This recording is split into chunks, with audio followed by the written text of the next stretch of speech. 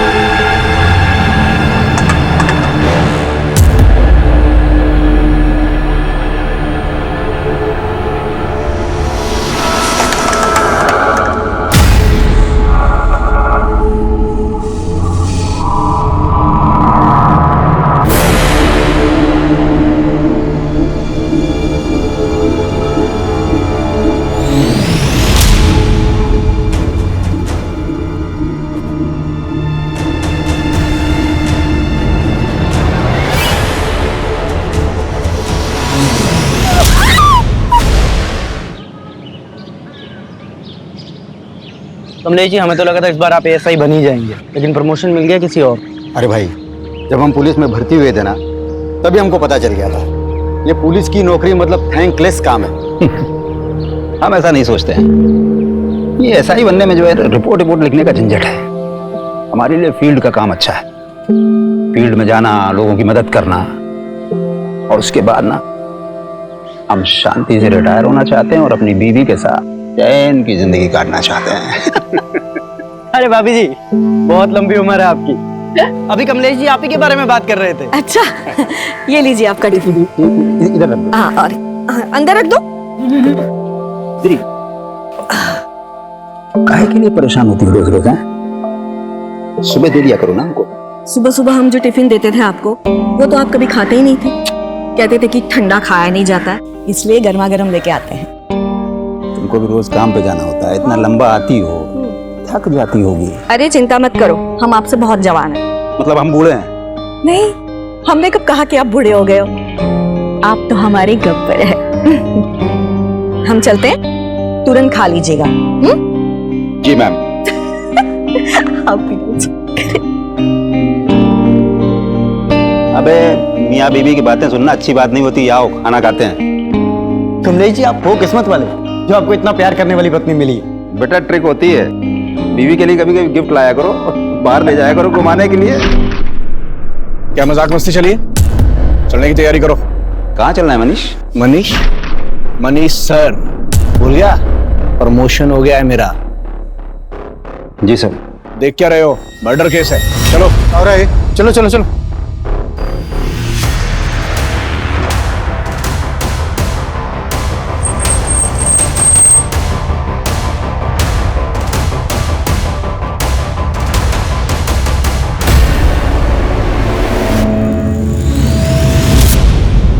Sir, लड़की पर पत्थर से वार करके मारा गया है। वो तो देख के पता ही चल रहा है। और तुम यहाँ क्या कर रहे हो? इधर उधर देखो, कुछ मिलता है तो जाओ।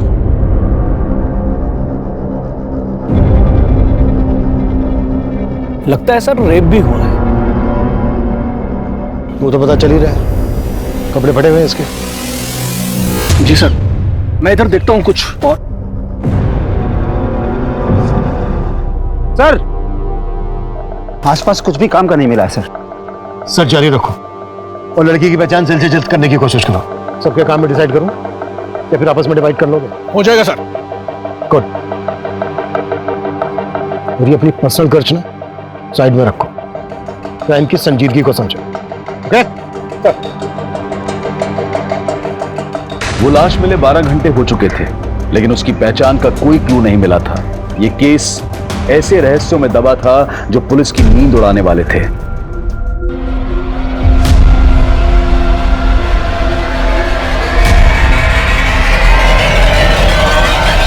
Rarest of the rare rape case है सर। इसका न सिर्फ रेप किया गया है बल्कि ब्रूटली टॉर्चर भी किया गया इसको। इसकी लेफ्ट हैंड की ये चारों उंगलियां फ्रैक्चर, गले पर बाइट मार्क्स हैं दोनों तरफ, और वैसे ही बाइट मार्क्स उसके चेस्ट पर भी हैं। शरीर को बुरी तरह से नोचा खरोचा गया है। गैंग रेप है डॉक्टर? नहीं सर, इसके शरीर से सिर्फ एक ही आदमी का डीएनए मिला है। जिस तरह से इसको रेप करके मारा गया है, उससे तो यही लगता है कि किलर बहुत ही विकृत मान सकता है।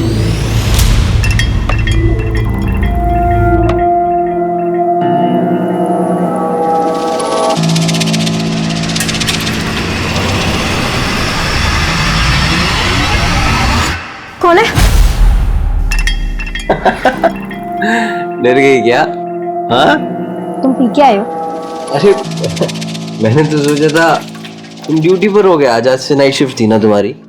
मेरे पीछे आशी करने से बाज नहीं आते तुम। तो तुम यही चेक करने के लिए आज रात ऑफिस ही नहीं गई? हाँ मुझे तुम्हारी तरह जासूसी करने का कोई शौक नहीं है। हाँ।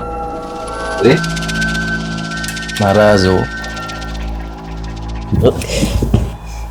बोला ना, पीने के बाद मुझे छुआ मत करो।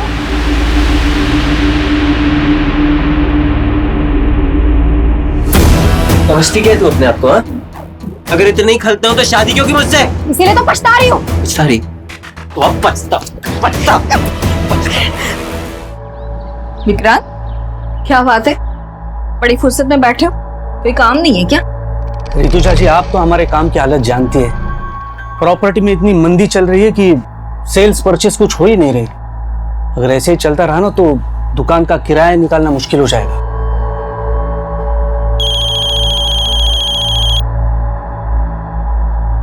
हेलो मैम, आप मेरी हेल्प करने के लिए जल्दी से आ जाइए, वो मुझे परेशान करने फिर से आ गया है। तुम रो मत, मैं आ रही हूँ।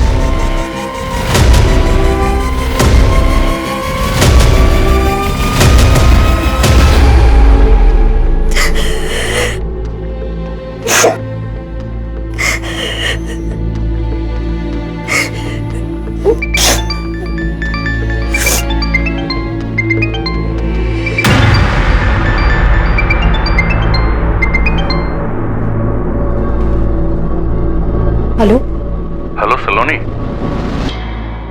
बोल क्यों नहीं रही हो? पैसों का इंतजाम नहीं हुआ क्या?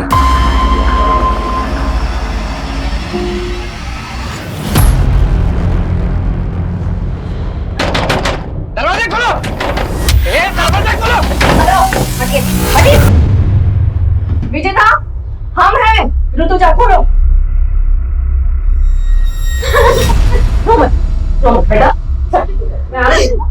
ए, नाटक मत कर, समझी ना?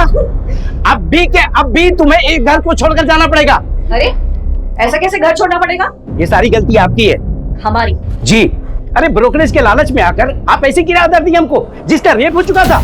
इस लड़की का रेप हुआ है तो इसमें इस बेचारी का क्या दोष? एक बात कान खुलकर सुन लीजिए, एग्रीमेंट के लॉकिंग टाइम तक आपने इसको जरा भी परेशान किया ना, अंदर करवा दूंगी। सर मैंने केस सेक्स ऑफेंडर्स को राउंड अप किया है, सबका रिमांड चालू है, लेकिन किसी ने मुंह नहीं खोला है। जब तक इस लड़की की पहचान नहीं पता चल जाती तब तक ये केस आगे नहीं बढ़ पाएगा। सर मैंने भी आसपास के थानों में पता किया, कहीं किसी लड़की की मिसिंग की कंप्लेंट नहीं हुई। तो हाथ पे हाथ रख के बैठ जाओ। नहीं सर, मैं सर्चिंग चालू है। सर मैंने कमलेश को सुपरवाइज करने के लिए कहा, लेकिन उसने कोई अपडेट ही नहीं दिया। अगर वो अपडेट नहीं देगा तो तुम फोन करके उससे नहीं पूछोगे? नहीं सर, मैंने उसको फोन किया था, लेकिन सर उसने उठाया नहीं। हाँ कमलेश बोलो। सर मेघनगर के किराने वाले ने उस लड़की का फोटो आइडेंटिफाई किया। वो लड़की उसी की दुकान से राशन खरीदती और पास में ही अपने पति के साथ किराए पे रहती है। हम वहीं जा रहे हैं सर। तुरंत एड्रेस भेजो, हम भी वहीं पहुंचते हैं। किशोर गाड़ी निकलो। मनीष सर, जिन लोगों को राउंड अप किया उगलवाओ उनसे।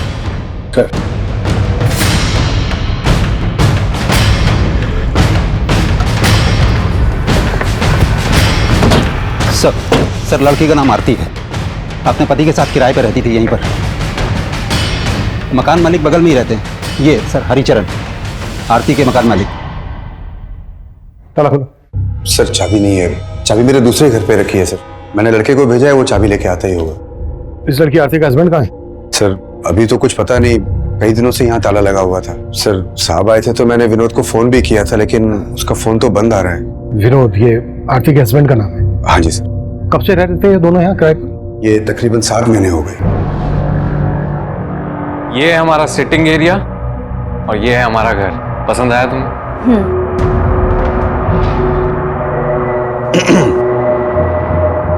ये घर के एग्रीमेंट पेपर्स है, साइन कर लें। विनोद की पत्नी का इतनी बुरी तरह से रेप हुआ है, मर्डर हुआ है। विनोद गायब कहाँ है? उसका तो मुझे कोई आइडिया नहीं है सर। काम क्या करता था विनोद? विनोद कहता तो था कि मैं जॉब ढूंढ रहा हूँ, लेकिन वो दोनों बहुत ठाठ से रहते थे सर। देख करके कभी ऐसा लगा नहीं कि उनको कोई पैसों की कमी हो। आरती जल्दी करो, मूवी शुरू हो जाएगी। हमेशा लेट।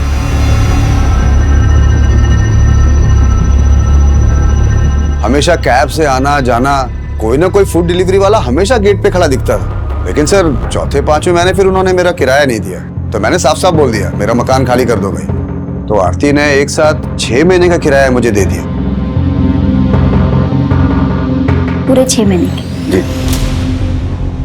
ये चोट कैसी लगी आपको? विनोद से कोई झगड़ा हुआ था क्या? नहीं, वो सर मुझे पूरा यकीन है वो कुछ छुपा रही थी। क्या छुपा रही होगी? Any idea? सर अब आइडिया तो नहीं है, लेकिन उनके रिश्ते अब पहले जैसे नहीं रहे थे। रोज घर से मारपीट की आवाजें आती रहती थी। मुझे पूरा यकीन है कि विनोद आरती पे हाथ उठाने लग गया था। ये कहाँ के रहने वाले थे दोनों? सर सर वो एग्रीमेंट जो है मेरे पास, उसमें पूरा डिटेल एड्रेस मिल जाएगा सर उनका। एग्रीमेंट से सारी डिटेल्स ले लो, एड्रेस, दोनों के फोन नंबर। सर चाबी।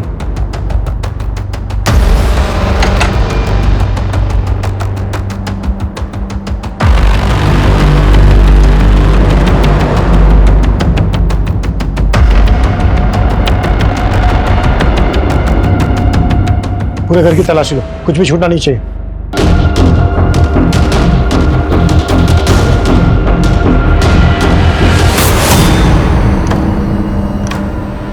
सर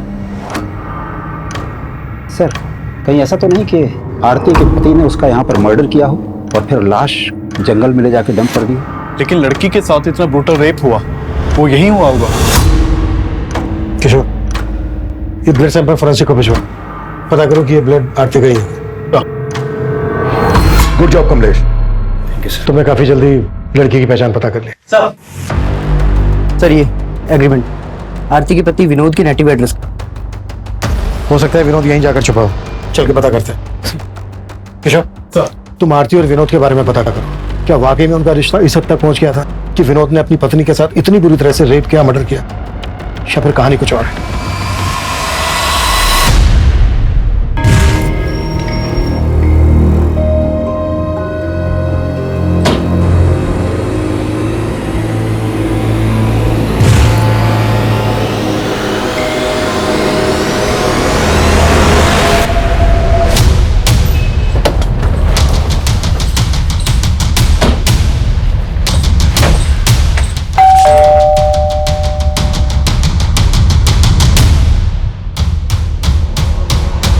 विनोद कहाँ है? हाँ विनोद, क्या लगता है तुम्हारा? वो मेरा बेटा है साहब, पर अब वो यहाँ नहीं रहता। लेकिन आप लोग यहाँ किस लिए आए हो? तुम तो ऐसे पूछ रहे हो जैसे तुम्हें कुछ मालूम नहीं है। मेघनगर में विनोद की पत्नी आरती की लाश मिली है हमें, बुरी तरह से रेप हुआ है, उसका मर्डर हुआ है, और विनोद गायब है। कहाँ छिपा है वो? साहब हमको इस बारे में कुछ नहीं मालूम, और हम तो वैसे भी 7 महीने से विनोद से नहीं मिले। असल में विनोद और आरती भाग कर शादी किए थे, और तुम इस शादी के खिलाफ थे। कहीं ऐसा तो नहीं है किसी बात का बदला लिया आरती से? नहीं साहब, मैं बता चुका हूँ आपको कि हम नहीं जानते कि आरती और विनोद कहाँ रहते थे। आरती के घर वाले कहाँ रहते हैं? क्या हमारी बेटी के साथ? किसने किया ये सब हमारी बेटी के साथ? उस विनोद के अलावा कौन होगा पापा? शक तो हमें भी विनोद पर ही है। आप लोगों को सच में नहीं मालूम था कि वो दोनों कहाँ रह रहे थे? क्या फिर आप लोग हमसे कुछ छुपा रहे हैं? हम आपसे क्या छुपाएंगे साहब, हम तो खुद पिछले 7 महीनों से बेटे का शक्ल देखने को तरस गए थे। उसने आरती को इतना बरगलाया था कि हमारी बेटी यहाँ से अपनी माँ के सारे गहने, रुपए, पैसे लेके उसके साथ भाग गई थी साहब। अब जब हमारी बेटी से उसका मन भर गया होगा तो उसने उसका ये हाल किया। हमें उस पर पहले से शक था साहब, वो सही आदमी नहीं था, लेकिन आरती नहीं मानी, वो हम सबको छोड़ के चली गई साहब। सर, आरती और विनोद, हम दोनों के घर वालों का भरोसा नहीं कर सकते। ऑनर किलिंग का भी एंगल हो सकता है। उससे लगता नहीं है कि आरती के घर वालों का हाथ होगा। हो सकता है विनोद के घर वाले इसमें इन्वॉल्व हो। फिर भी दोनों फैमिलीज की एक्टिविटीज पे नजर रखो और विनोद के घर वालों के फोन नंबर सर्विलेंस पे डाल दो। शायद विनोद अपने घर वालों से कांटेक्ट करने की कोशिश करें। Yes sir.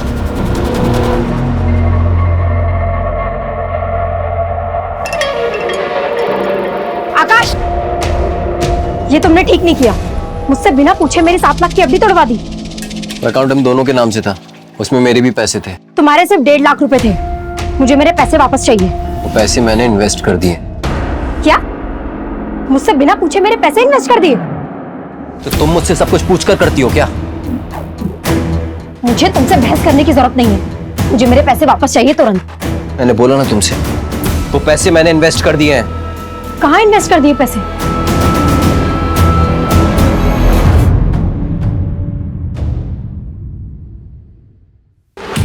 सुनो, तुम जल्दी से छुप जाओ, कहीं भी जल्दी करो, छुप जाओ।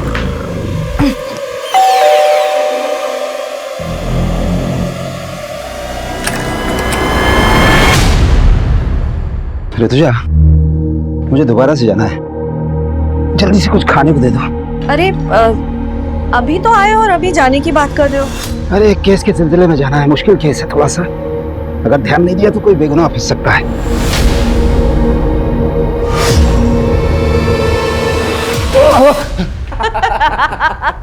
देखा मम्मी, पुलिस वाले भी डरते हैं। आप डर गए ना पापा? लेकिन अचानक हॉस्टल से तू यहाँ पर कैसे आ गया?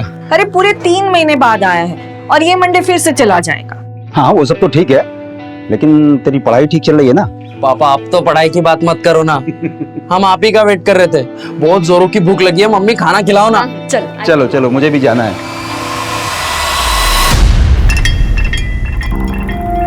तो तुम मेरा पीछा कर रहे हो? सलोनी, तो मेरी बात सुनो सलोनी, मैंने कुछ ज्यादा गुस्से में बात करी। घर चलो आराम से, मैं तुमको एफडी के बारे में सब मुझे बता। तुमसे बात ही नहीं करनी है। अरे मेरी चलो। सर, आरती का फोन 7 सितंबर की रात करीब 10 बजे मेघनगर में बंद हुआ था और वहीं हमें आरती की लाश मिली थी। पोस्टमार्टम रिपोर्ट के मुताबिक कोई 10 बजे के आसपास आरती का मर्डर हुआ था। उस वक्त विनोद का फोन कहाँ एक्टिव था? सर, विनोद का फोन उस वक्त उसके घर वाले एरिया में एक्टिव था। विनोद का फोन 8 सितंबर की रात को बंद हुआ था। 8 सितंबर की रात को, यानी आरती के मर्डर के लगभग 24 घंटे बाद तक विनोद का फोन एक्टिव था। हाँ सर, मैंने आरती और विनोद दोनों के कॉल रिकॉर्ड्स चेक किए, उसमें एक कॉमन नंबर मिला है। किसका नंबर है? सर, वो इस सिकंदर नाम के आदमी का नंबर है। आरती और विनोद दोनों की इससे बातचीत होती थी। सर, सिकंदर ने ही आरती को आखिरी बार कॉल किया था और हत्या वाली रात क्राइम सीन पे इसका नंबर भी एक्टिव था।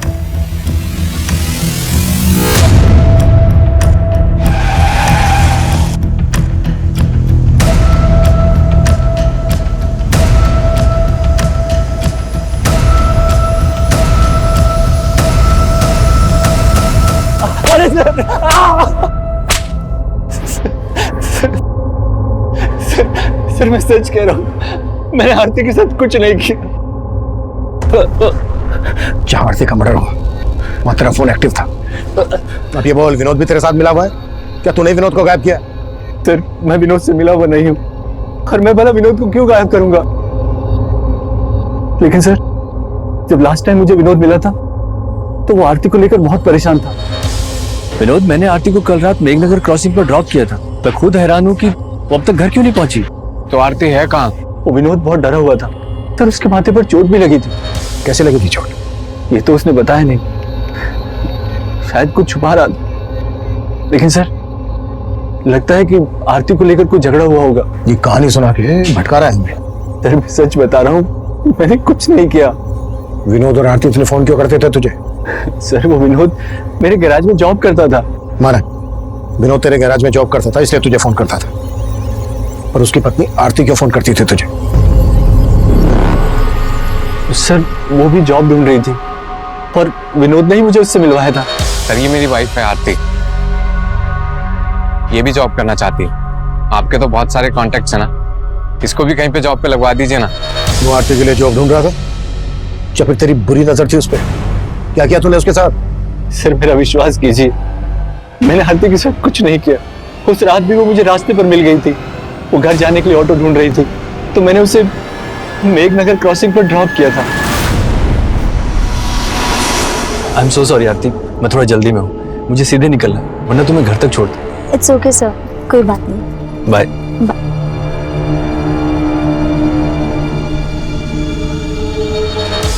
उसके बाद क्या हुआ मुझे कुछ नहीं पता सर।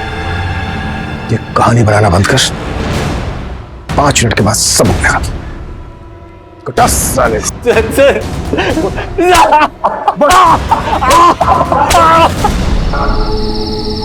ऑटो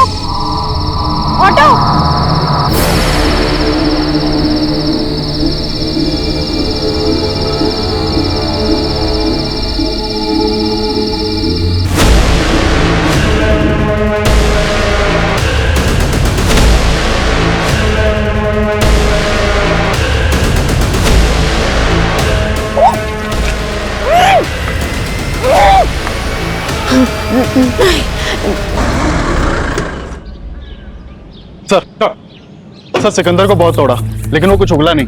डीएनए लो। और आरती की बॉडी से जो मेरे रजिस्टर डीएनए मिला, मैच करो। सर विनोद पर क्या लीड है? सर उसके फादर का फोन सर्विलेंस पे, लेकिन कुछ भी सस्पिशियस नहीं मिला। हो सकता है विनोद कहाँ गायब है ये सिकंदर जानता हूँ। एक काम करो, सिकंदर को जाने दो और नजर रखो उस पर। सर मनीष, सर सिकंदर बोल रहा था कि जब विनोद उसके पास आरती को पूछने आया था तो विनोद के सर पे चोट लगी। आरती के घर से जो हमें ब्लड मिला है चेक किया, आरती का ही है। सर वो कमलेश देख। सर मैं देख। बेटर। सर ब्लड की फॉरेंसिक रिपोर्ट आ गई है। आरती के घर जो खून के धब्बे मिले थे वो आरती के ब्लड ग्रुप से मैच नहीं कर रहे हैं। विनोद पर क्या रिपोर्ट है? सर विनोद की तो कोई लीड नहीं मिली, लेकिन मैंने आरती के घर वालों की एक्टिविटीज चेक की। जिस दिन आरती की हत्या हुई थी उस दिन आरती के फादर और उसका भाई, इन दोनों का फोन आरती के घर वाले एरिया में एक्टिव था। यानी कि उस दिन मेघनगर आए थे और इन्होंने हमसे झूठ बोला कि इनको मालूम नहीं था आरती और विनोद कहाँ रहते। एक टीम भेजो दोनों को उठाने के लिए। सर कंट्रोल रूम से फोन आया था, जैविकपुरा में एक और लड़की की लाश मिली है।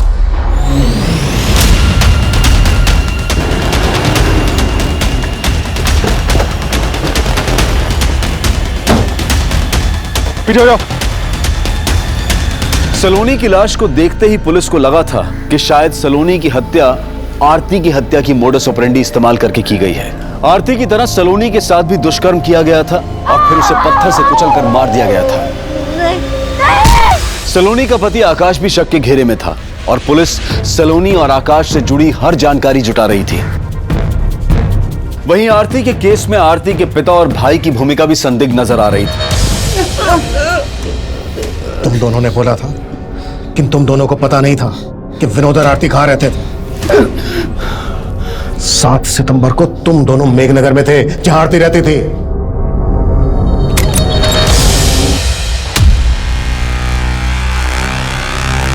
अंदर देखो। आरती, आरती।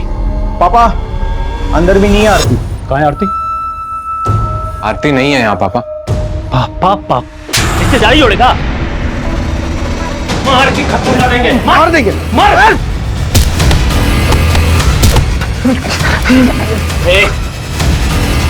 कहाँ है हमारी बेटी? मुझे नहीं मालूम है। ये नहीं मानेगा ये। फोन कहाँ है इसका? आरती का नंबर होगा। आरती तू कहाँ है बेटा? पापा। आरती, आरती बता। साले हम लोग घबरा गए थे और हम दोनों वहां से चले गए थे साहब। ऐसे नहीं उगलेंगे दोनों। कटस! इन पैसे भरोसा नहीं कर सकते। इनका भी डीएनए लो और एपिस्ट के डीएनए से मैच करवाओ। हाँ मनीष बोलो। सर ये सलोनी और आकाश की आपस में बनती नहीं थी। पड़ोसियों ने कहा कि वो आपस में काफी झगड़ा करते थे और उसी की एक कुलीग ने कहा कि वो तो अपने पति से डाइवोर्स लेने तक की बातें कर रही थी। सर ये क्या बोल रहे हैं आप? सर झगड़े किन मियां बीवी के बीच में नहीं होते। ड्रामा बंद करिए, सब पता है हमें। सलोनी की हत्या से 3 दिन पहले तूने तेरी और सलोनी की 7 लाख की एफडी तोड़वाई थी। और क्या क्या किया तूने, अब ये तू हमें बता। सर मैं सच कह रहा हूँ, मैंने कुछ नहीं किया। जरूर इस सब में उसके चाचा का हाथ है। वो उससे 12 लाख रुपए मांगकर उसको टॉर्चर कर रहे थे सर। क्या? जी सर, सलोनी के पेरेंट्स की डेथ के बाद सलोनी के चाचा ने उसके घर पर कब्जा कर लिया था और उसे 12 लाख की मांग कर रहे थे कि अगर वो 12 लाख रुपए दे दे तो वो घर छोड़ देंगे। और सलोनी पैसा देने के लिए तैयार भी हो गई थी, इसलिए मैंने वो एफडी तोड़वाई थी सर। मुझे तुमसे बहस करने की जरूरत नहीं है, मुझे मेरे पैसे वापस चाहिए तुरंत। मैंने बोला ना तुमसे, वो पैसे मैंने इन्वेस्ट कर दिए हैं। देखो आकाश, प्लीज मुझे मेरे पैसे वापस कर दो। मुझे चाचा को 12 लाख रुपए का इंतजाम करके देना है। वो तुम्हारा अपना घर है, अपने घर के लिए तुम 12 लाख क्यों दोगी? वो पैसे तो मैंने बचा लिए, लेकिन बाद में मैंने चेक किया तो घर से सलोनी के गहने गायब थे।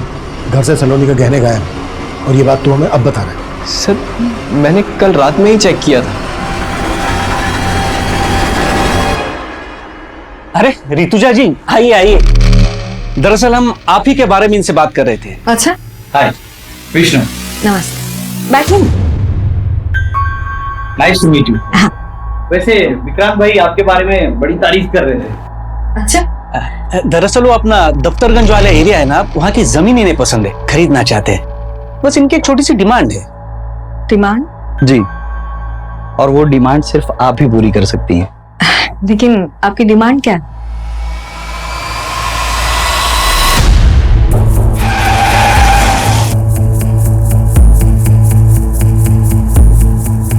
सर, ये सलोनी का पति ना बकवास बातें कर रहा है।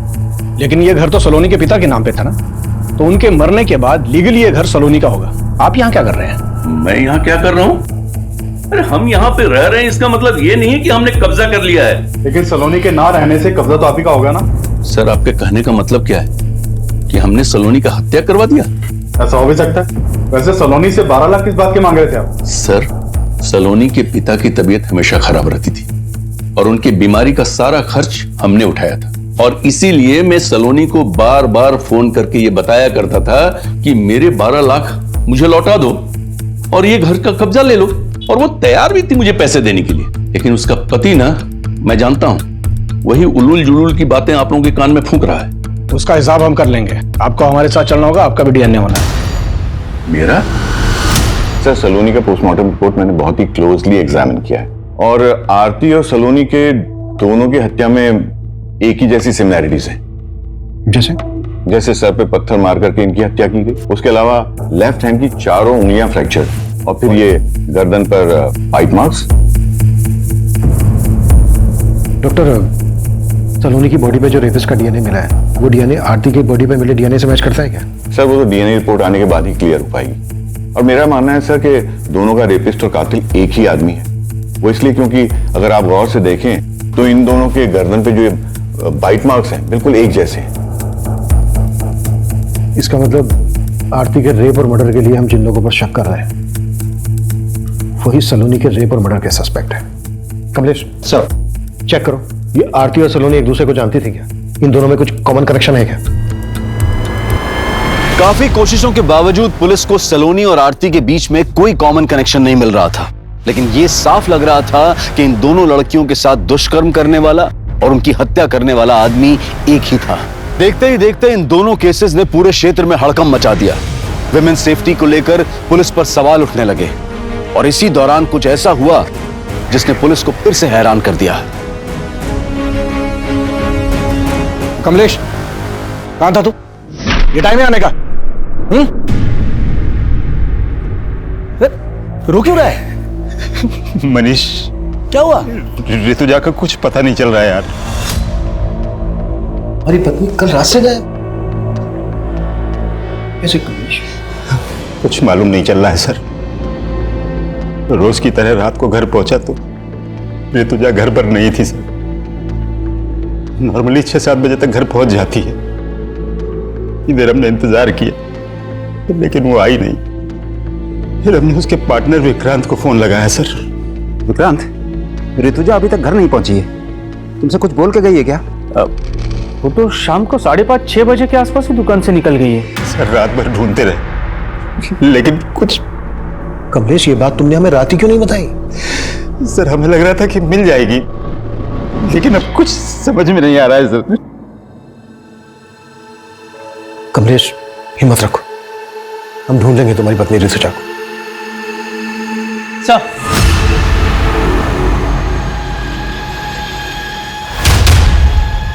हामिद बोलो। हाँ सर, वो आरती के पति विनोद का फोन कानपुर में ऑन हुआ था। कानपुर पुलिस से कांटेक्ट करो, इसकी अपडेट दो, शायद वहां से हमें कोई लीड मिल जाए। सर,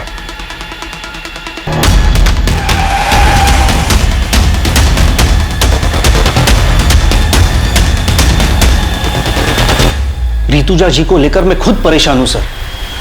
मुझे समझ में नहीं आ रहा कि वो कल रात घर क्यों नहीं गई। कल ऋतुजा जी कितने बजे निकली थी यहाँ से? करीब 5:30 बजे। विक्रांत, वो राजीव नगर वाला घर अगले महीने खाली हो रहा है, तो उसके लिए किराएदार ढूंढना है। हम चलते हैं, बाकी की बात सुबह करेंगे। और उन्होंने आपको बताया था कि वो कहाँ जा रही हैं? नहीं सर, बताया तो नहीं था, लेकिन मुझे तो लगा कि वो घर ही गई होंगी। आपको किसी पे शक है? शक तो नहीं है सर, लेकिन हाँ, एक बात थी जो मैं कमलेश जी को फोन पे बताना भूल गया। कैसी बात? सर, कल एक विष्णु नाम का आदमी आया था। हमारा दफ्तरगंज वाला एरिया है, वहां की जमीन खरीदनी थी उसे, लेकिन उसकी एक डिमांड थी जो रितुजा जी को पसंद नहीं आई। आपकी डिमांड क्या है? एक्चुअली रितुजा जी, वो जो जमीन है उसके एकदम पास एक छोटी सी जमीन का टुकड़ा है जहाँ पे कुछ झुग्गी झोपड़ियां भी है।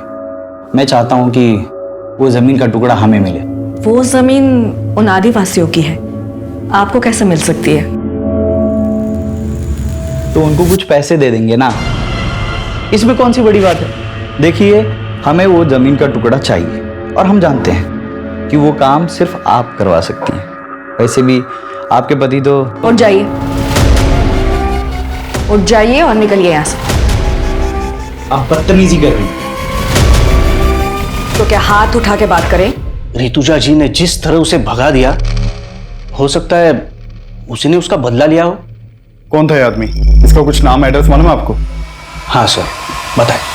सर, कमलेश जी की बीवी रितुजा का फोन कल रात हरिनगर एरिया में बंद हुआ था। कमलेश से पूछो कि हरिनगर में उसकी जान पहचान वाला कोई रहता है क्या? सर, हमने कमलेश जी से बात की है, उनका कहना है कि वहां उनका ऐसा कोई भी नहीं रहता जहां रितुजा जा सके। तो पूरे हरिनगर में अच्छे से पूछताछ करो। सर, एक तरफ हेड कांस्टेबल कमलेश की पत्नी ऋतुजा की तलाश की जा रही थी, तो विनोद को भी एक प्राइम सस्पेक्ट मानकर ढूंढा जा रहा था। दोनों क्राइम सीन्स के एरिया के आसपास मौजूद कई सीसीटीवी फुटेजेस को लगातार खंगाला जा रहा था। वहीं ऋतुजा के पार्टनर विक्रांत के बयान के आधार पर अब विष्णु बिष्ट को भी तलब किया गया। सर, रितुजा जी ने जब मना किया तो मैंने बात वहीं खत्म कर दी। बात खत्म नहीं हुई। रितुजा ने जलील करके निकाला था तुझे, बुरा तो लगा? सर, लगा था, लेकिन मैं वहां पे अपनी मर्जी से नहीं गया था। मुझे विक्रांत ने फोन करके बुलाया था। विक्रांत ने? जी। उन्होंने कहा था कि रितुजा मेरा काम करवा देगी, लेकिन उसने तो उसके मुंह के सामने ही मना कर दिया। फिर मैं वहां से चला गया। तो हरिनगर के जंगल में कमलेश की बीवी रितुजा की लाश मिली है।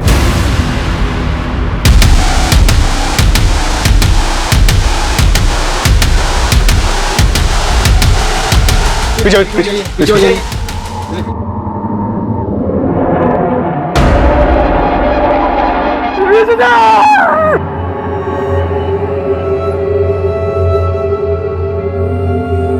हमने कब कहा कि आप बूढ़े हो गए हो?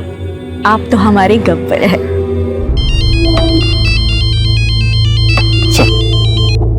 हेलो, ठीक है सर, विनोद कानपुर में पकड़ा गया है।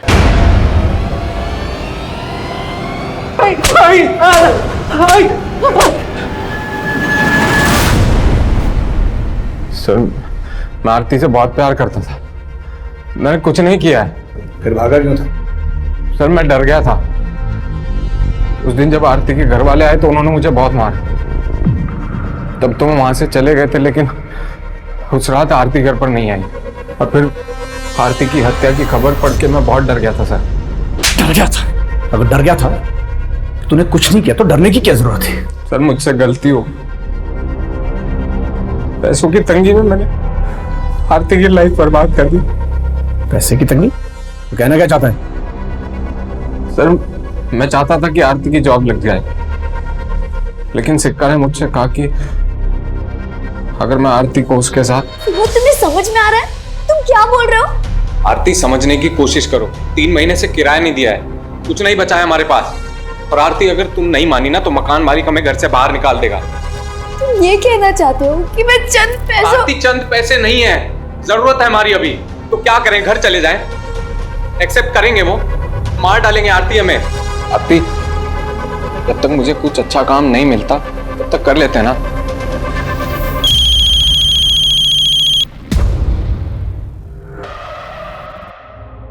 हेलो आरती, तू कहाँ है बेटा? पापा। आरती, आरती बता सामने।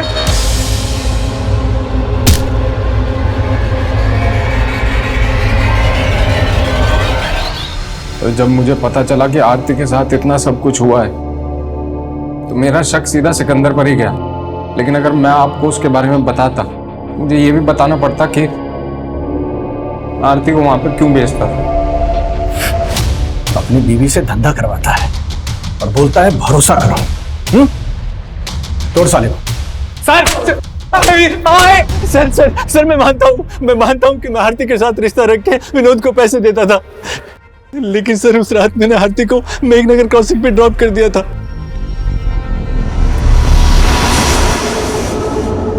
उसके बाद आरती के साथ क्या हुआ मुझे सच में कुछ नहीं मालूम सर। आरती के अलावा और किन किन लड़कियों के साथ रिश्ता है तुम्हारा? बहुत सी लड़कियों के साथ, लेकिन सर मैंने किसी को मारा नहीं सच। ये सलोनी है, इसके साथ भी तुम्हारा रिश्ता था? नहीं सर, मैं इसे नहीं जानता। कमलेश, तुम्हें विक्रांत पर शक नहीं है? नहीं सर, ऋतुजा ने कभी विक्रांत के बारे में ऐसा कुछ बताया नहीं। विष्णु ने हमें बताया कि उसने विक्रांत के कहने पर ही दफ्तरगंज की ट्रैवल एरिया वाली जमीन खाली करवा के खरीदने की डिमांड रखी थी। हो सकता है ऋतुजा का मना करना विक्रांत को बुरा लगा हो और विक्रांत ने ही ऋतुजा का रेप और मर्डर किया हो, बाकी दोनों मर्डर्स का एमओ इस्तेमाल कर। हमारी तो कुछ समझ में नहीं आ रहा है सर।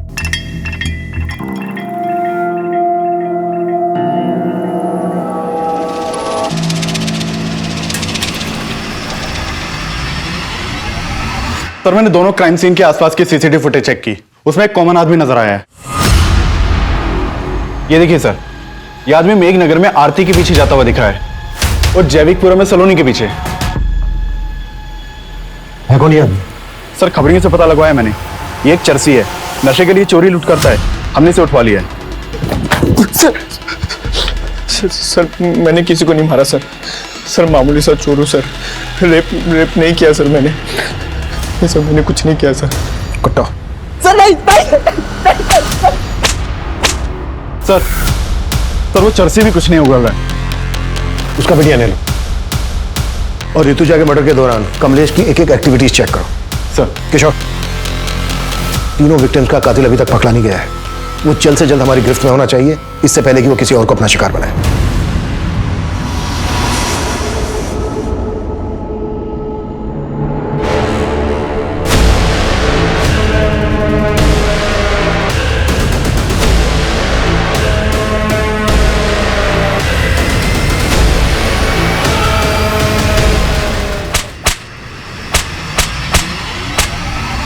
सर वो दोनों लड़के को सर मैंने ही मारा है सर। लेकिन तीसरा मर्डर मैंने नहीं किया सर। सर नशा करने के बाद मुझे पता नहीं चलता है सर मैं क्या कर रहा हूँ क्या नहीं कर रहा। कुत्ता साले। नहीं सर, सर आप कहना क्या चाहते हैं? हमने वो मर्डर? हाँ यही कह रहा हूं मैं, वो मर्डर तुम ही ने किया। सर ऋतुजा हमारी बीवी थी, आप जैसा सोच रहे हैं वो गलत है। पिछले 25 सालों से पुलिस की नौकरी कर रहे हैं, आज तक वर्दी पर दाग नहीं आने दिया है। कमलेश, ये किताबी बातें बंद करो। तो आप भी फैक्ट रखिए ना सर। हमें फंसाने की साजिश हो रही है सर। कैसे साजिश? जो भी कहना चाह रहे हो खुल के बोलो। हम कुछ नहीं कहना चाहते सर।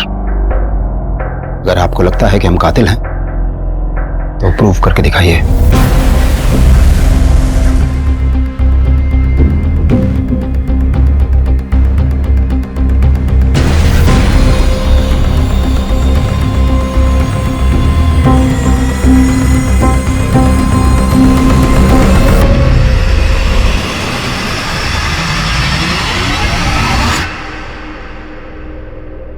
हेलो डॉक्टर, ऋतुजा की पोस्टमार्टम रिपोर्ट का क्या स्टेटस है? Are you sure doctor?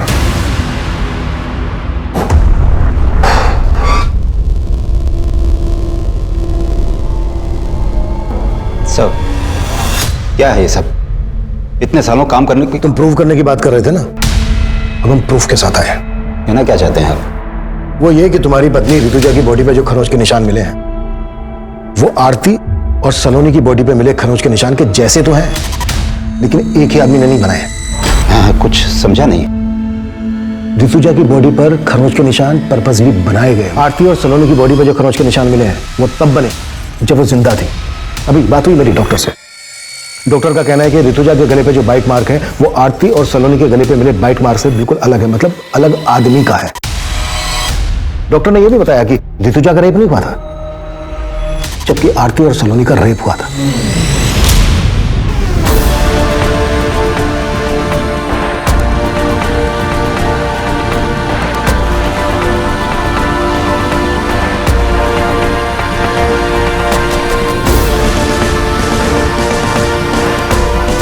आरती और सलोनी के केस का एमओ ऋतुजा के मर्डर करने के लिए इस्तेमाल किया गया है।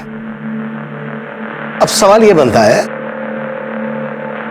कि आरती और सलोनी के केस के एमओ की बारीकी हमारी टीम और पोस्टमार्टम डॉक्टर के अलावा किसी और को तो मालूम नहीं थी।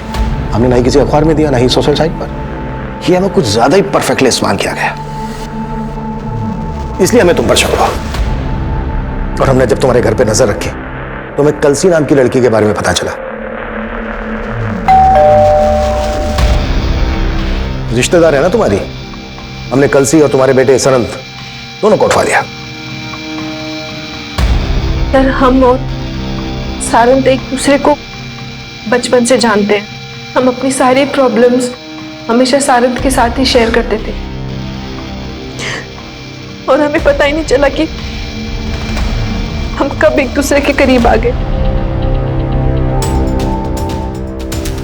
तुम दोनों तो कजन हो ना, फिर भी। सर, हमसे एक बार भूल हो गई थी। हमने सोचा दोबारा ऐसा नहीं करेंगे, लेकिन ऐसा नहीं हो पाया सर। मैं उस वीकेंड पे हॉस्टल से सीधा घर पे आया था और मम्मी पापा के एब्सेंस में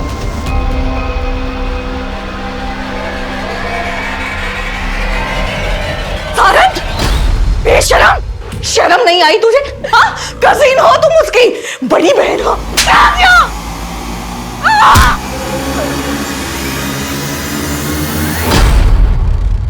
हम डर गए थे सर, और पापा को बताने के अलावा हमारे पास और कोई चारा नहीं था। हमने पापा को कॉल किया सर। हेलो पापा। क्या हुआ मम्मी को? पापा, मम्मी। ऋतुजा, क्या हुआ है? सच सच बताओ क्या हुआ है? दोनों लोग तुम सच सच बताओ क्या हुआ है? क्या हुआ है? मुझे माफ कर दो पापा। सर, हम अपने बेटे को बचाना नहीं चाहते थे, लेकिन उसको गिड़गिड़ाते देख हमारा मन पसीज गया। सोचा कि ऋतुजा को तो खो ही चुका हूं, और अब बेटे। हम मानते हैं कि हम अपने फर्ज से डगमगा गए थे सर, पर हम बेबस थे। बेबस थे साहब। आरती और सलोनी वो बेबस पीड़िताएं थीं जिनके अपनों ने कभी उनका साथ नहीं दिया। लेकिन कमलेश जिस बेबसी से लड़ रहा था, उस बेबसी में शायद कोई भी अपने फर्ज से डगमगा सकता था। लेकिन ऐसी स्थिति में जब सही और गलत का तराजू हमें ऐसे असमंजस में डाल रहा हो, तो हमारे फैसले का पलड़ा सच और सही की तरफ झुकना चाहिए। क्योंकि झूठ और गलत को जितना भी छिपाने की कोशिश की जाए, वो एक ना एक दिन सामने आ ही जाएगा। देखते हैं हमारे आज के एपिसोड की दूसरी कहानी। देश को आजाद हुए 73 साल हो गए, लेकिन फिर भी रोज सुबह अखबारों में महिलाओं से जुड़े अपराध की डरावनी और चौंकाने वाली खबरें पढ़ने को मिलती हैं। लड़कियां अपने हक, अपनी आजादी की लड़ाई देश की आजादी के बाद भी लड़ रही हैं। जैसे जंगल में अपने शिकार को दबोचने के लिए जंगली जानवर उसके पीछे भागते हैं, कुछ वैसा ही दृश्य था यहाँ।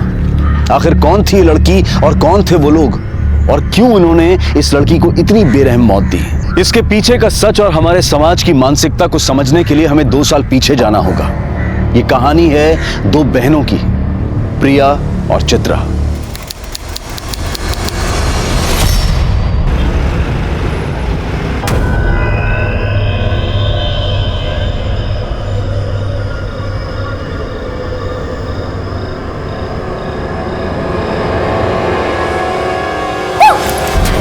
किसका वीडियो देख रही है ताई?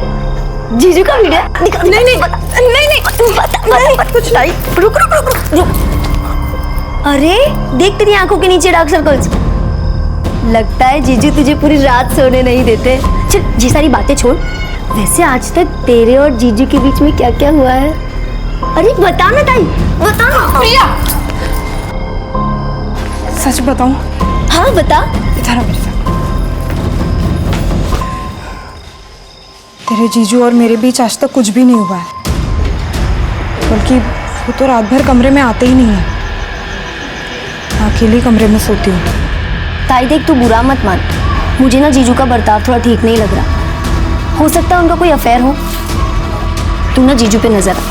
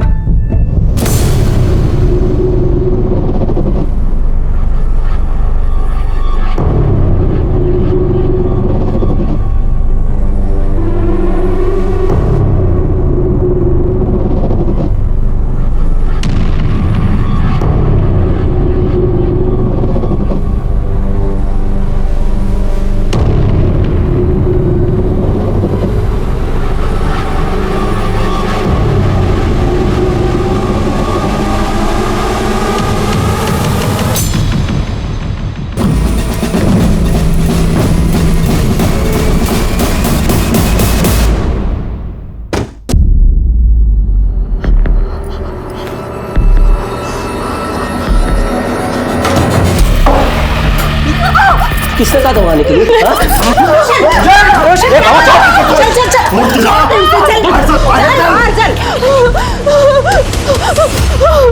शांत हो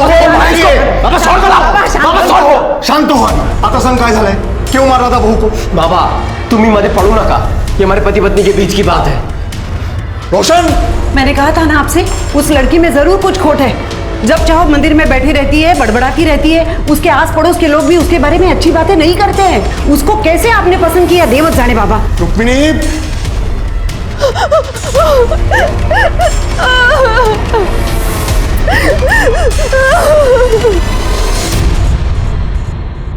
वहिनी भाजी आणली बाजारातून भाजी आणली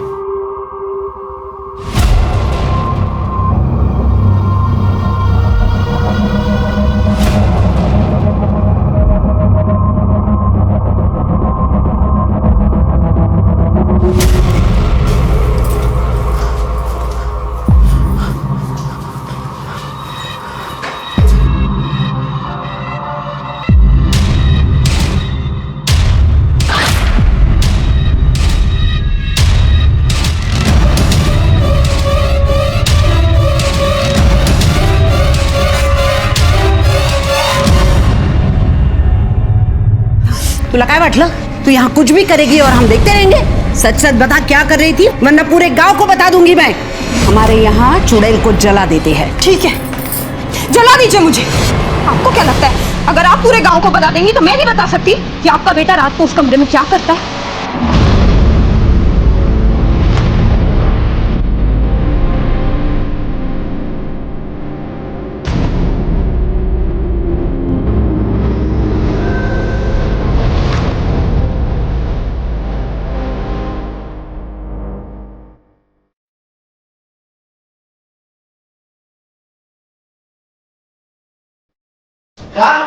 चित्रा कहाँ है तू चित्रा कहाँ है थी शमशान में तुझे अगर किसी ने ऐसा देख लिया ना तो लोग क्या करेंगे कल इसके ससुराल वाले इसे ले जाने आएंगे तब क्या करेंगे हम लोग बाबा मैं कहीं नहीं जाऊंगी नहीं रहूंगी बेटा मेरी बात सुन आए कहाँ से बेटा किसी को नहीं छोड़ूंगी सबको सबक सिखाऊंगी क्या कर रहे हो मगज पसंद बोल तो तुला कळत देगा तेरी शादी में कितना खर्चा हुआ मालूम है तुझे दहेज में कितना पैसा दिया मालूम है तुझे को मेरे सर पर कितना कर्जा हुआ है कम से कम इस बात का तो लिहाज कर सुन प्रिया की शादी होनी है अगर तू ऐसा करेंगे तो उसकी शादी कैसे हो पाएगी आप दोनों समझ क्यों नहीं रहे हो नहीं जाना मुझे वहां वो रोशन बिल्कुल अच्छा लड़का नहीं है मैं खुश नहीं हूँ वहां मैं नहीं जाऊंगी चित्रा चित्रा आओ हाँ वो कृष्णा जी और रुक्मिणी जी को बुला लो हो आता तेच केलं पाहिजे कारण चित्रा काय ऐकत नाही आपलं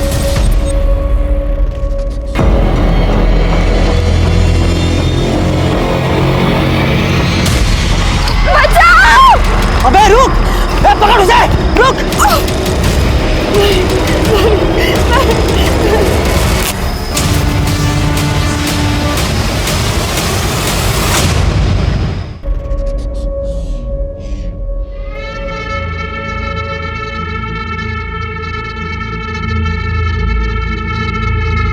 चित्रा बेटी चित्रा बेटी मेरी बात सुनो अब गुस्सा छोड़ दो छोड़ दो मुझे सुना नहीं क्या हुआ चित्रा बेटा सुनो मुझे क्या कर रही हो तुम क्या कर रही हो तुम चित्रा ये क्या है ये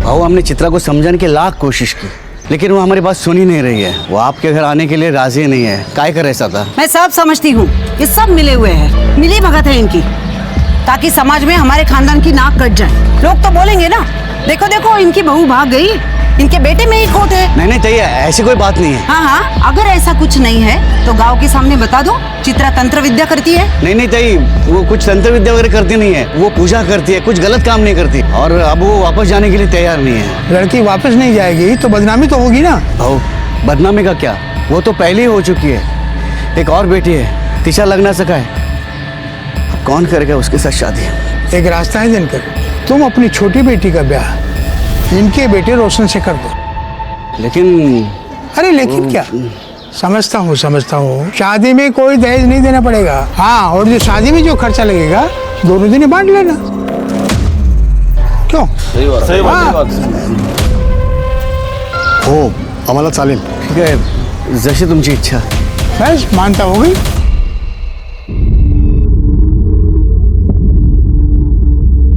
प्रिया, तू सच में रोशन से शादी करने जा रही है? प्रिया मेरी बात सुन, रोशन अच्छा लड़का नहीं है, तू वहां खुश नहीं रहेगी. वो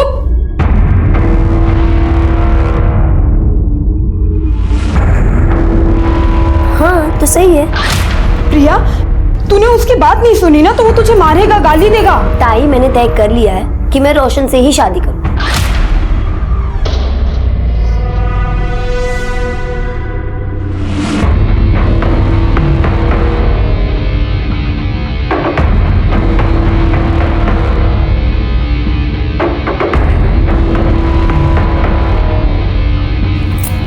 ताई, क्या कर रही है तू? चुप रह. और ऐसे रोज एक चुटकी बबूत पानी में मिलाकर पीना. हाँ, इससे वो तुझे मार नहीं पाएगा. क्या बोल रही है ताई? हंसती क्या है? हाँ, जो कह रही हूँ ना वो सुन. और ये रख. ठीक है ताई. हंसती है.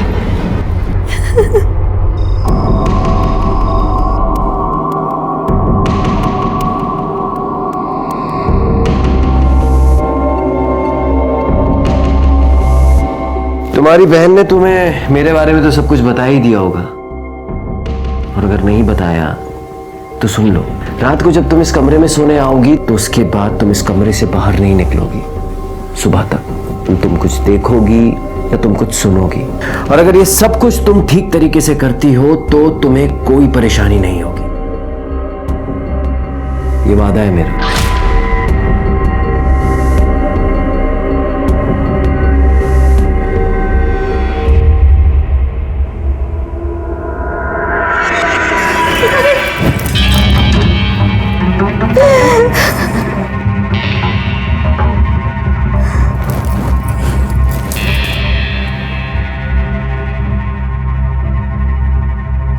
चिंता मत करो, मैं कल भी तुम्हारी थी, आज भी तुम्हारी हूँ और कल भी तुम्हारी ही रहूंगी.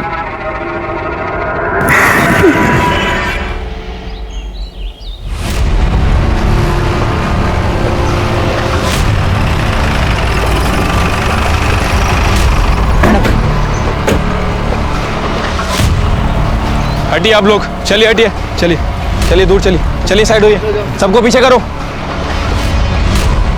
23-24 साल की लगती है मैडम. बॉडी को आधा जलाया गया है, हो सकता है कि रेप भी किया गया.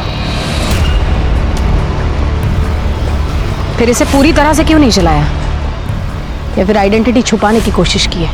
किसी ने कुछ देखा है? नहीं मैडम. शिरके, इस पूरे इलाके में बस एक ही घर है. किसका घर है ये? मेरा घर है मैडम, मैंने आपको फोन करके बुलाया. अच्छा, क्या देखा आपने? सुबह उठकर मैं इधर से जा रहा था, तभी मैंने लाश देखी. सुबह देर रात कुछ गड़बड़ फील हुई आपको? हाँ मैडम, कल रात को मैं पेशाब के लिए बाहर आया था, तभी मैंने गोली चलने की आवाज सुनी.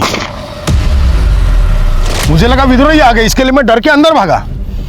मतलब ये विद्रोहियों का काम है? नहीं, मुझे नहीं लगता है विद्रोहियों का काम है. अगर विद्रोही इस लड़की के साथ कुछ गलत करते तो इस तरह से बॉडी आधी जलाकर नहीं छोड़ देते. इसकी आइडेंटिटी छुपाने की कोशिश नहीं करते. ये किसी और का काम है. एक काम करो, आसपास सगर चेक करा, फॉरेंसिक टीम को बुलाओ और बॉडी पोस्टमार्टम के लिए भेजो. ठीक है मैम.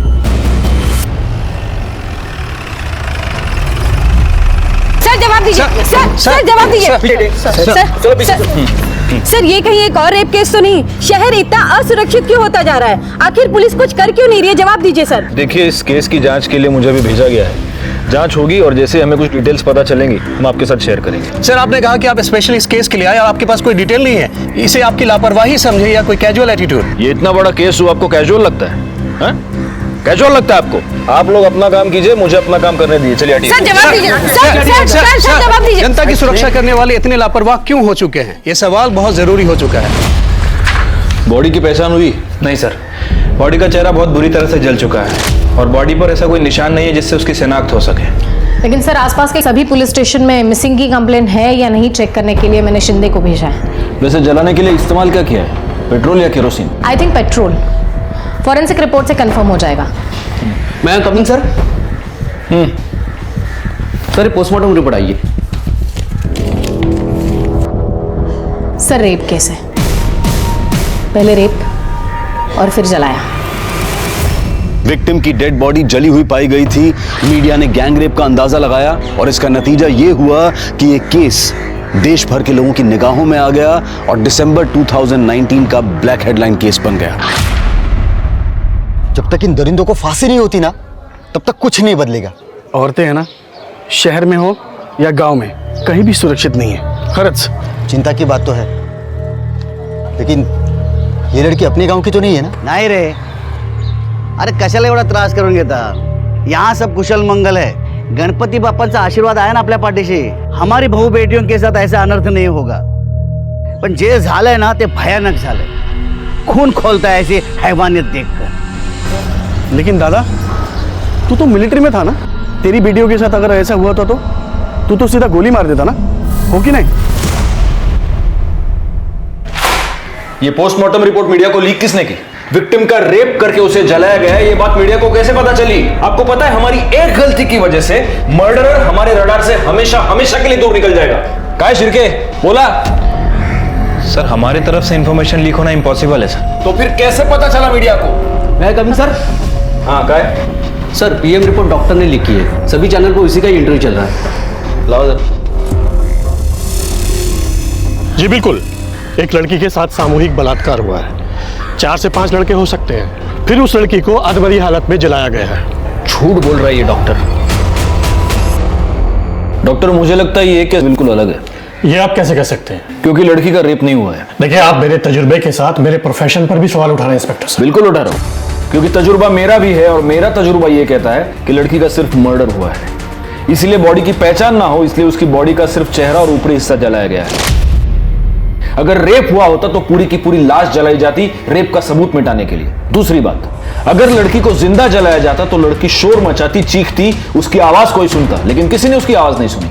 इसका मतलब लड़की को पहले मारा गया और फिर जलाया गया। ये आपकी बनाई हुई कहानी है। शिर्के, बॉडी को इस हॉस्पिटल से दूसरे हॉस्पिटल शिफ्ट करो, दोबारा पीएम रिपोर्ट करेंगे। लेकिन आप ये कैसे कर सकते हैं?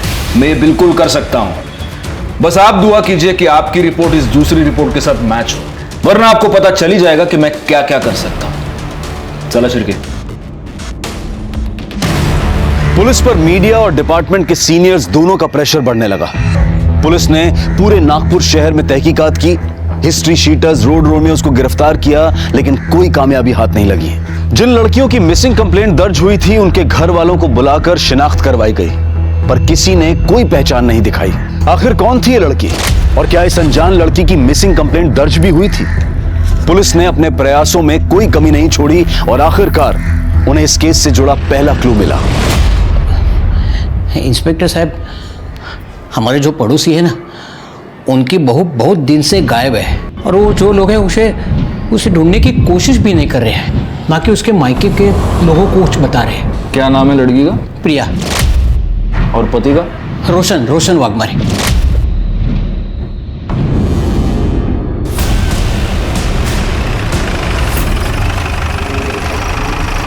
जो भी है वो सच सच बता दो, पुलिस को गुमराह करने की कोशिश मत करना, वरना हमारे पास बहुत तरीके हैं सच उगलवाने के जो आप सह नहीं पाओगे।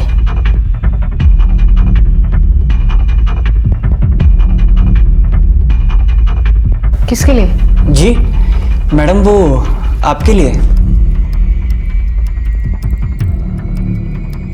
हाँ बताइए। वो अपने बॉयफ्रेंड के साथ भाग गई। कब और आपको कैसे पता वो बॉयफ्रेंड के साथ भाग गई? उस रात एक हॉर्न की आवाज सुन के मेरी नींद खुली। इतनी रात में कौन हॉर्न बजा रहा है ये देखने के लिए मैं खिड़की पे आया।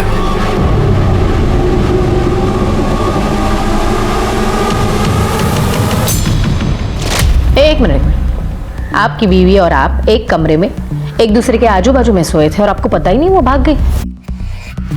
नहीं, वो उस रात मैं दूसरे कमरे में सोया था। क्यों? मेरा व्रत था इसलिए। क्या हम ये कहानी मान ले? आपकी बीवी भाग गई, कंप्लेन क्यों नहीं लिखवाई? वो कैसे बताते? बदनामी से किसे डर नहीं लगता है, और हमारी बहू तो उसके आशिक के साथ भाग गई ये जानने के बाद तो गांव वाले हमारा जीना मुश्किल कर देते। आपको भी डर था बदनामी का? इज्जत कमाने में सालों लग जाते हैं। देख, 2 कौड़ी की लड़की के लिए इज्जत को कैसे दांव पे लगा सकते हैं? ये बताइए उसके बॉयफ्रेंड का नाम क्या है? उसका नाम शायद नवीन था। शिरके, प्रिया की मोबाइल सर्विलियंस पे लगा दो, उसकी कॉल डिटेल्स निकलवाओ, पता करो वो सबसे ज्यादा किससे बात करती है। एक बार उसके बॉयफ्रेंड का पता चलेगा तो उस तक पहुंचना आसान होगा।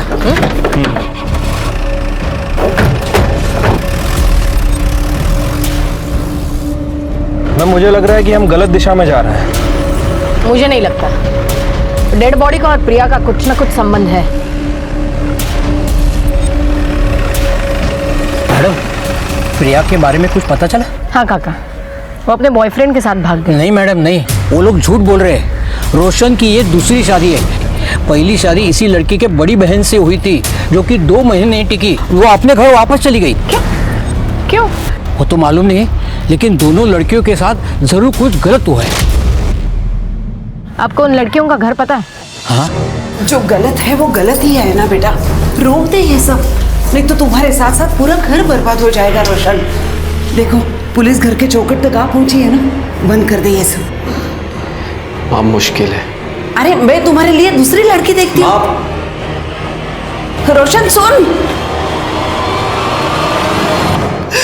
किस्मत से ज्यादा किसी को क्या मिला है मैडम? मेरी दोनों बेटियों की किस्मत ही खराब।